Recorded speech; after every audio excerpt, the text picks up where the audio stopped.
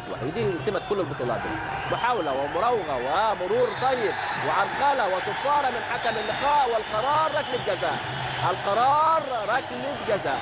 مراوغة بشكل رائع، 1 و2 و3 ومرور جميل. ادي الكابتن معتمد جمال واقف والكابتن هاني رمزي قاعد وترقب لركلة الجزاء، لكن هل فيها بطاقة ولا لا؟ ادي احمد عيد عبد الملك، ده الفاصل الثاني اللي بيعمله. عمل الاولى بشكل طيب وقرب واحده والثانيه وعملها عرضيه، المره دي ادي سنده والثانيه والثالثه، والرجل الثابته تتسحب على طول من حسام كاظم، وهو بيسحبه كده وقف الكوره عكس اتجاهه وهو مدافع حسام كاظم، حط رجله معاه. كان الطبيعي ان يسقط احمد عيد عبد الملك، والطبيعي انه يصفر رضوان ويحسب ركله جزاء للمنتخب المصري. مع دقيقه واحده وقت محتسب بدل ضائع بنلعب فيها دلوقتي ركله جزاء للمنتخب المصري.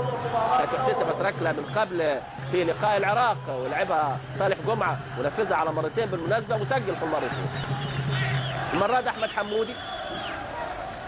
حمودي وركله الجزاء لمصر، ممكن الشوط الاول بهدف.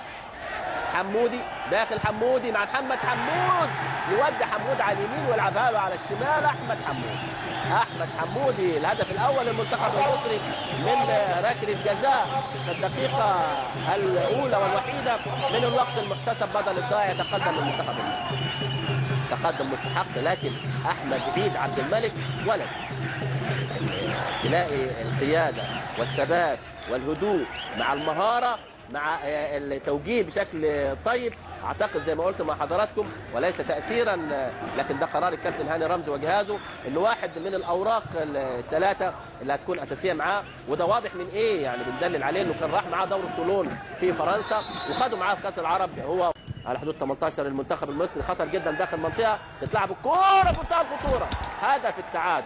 هدف التعادل للمنتخب اللبناني، ما تخوفنا منه حدث. اللاعب البديل اللي نزل اكرم المغربي يتعادل المنتخب اللبناني. بقول لحضراتكم في المباراتين السابقتين المنتخب المصري هو اللي بيبادر بالتهديف.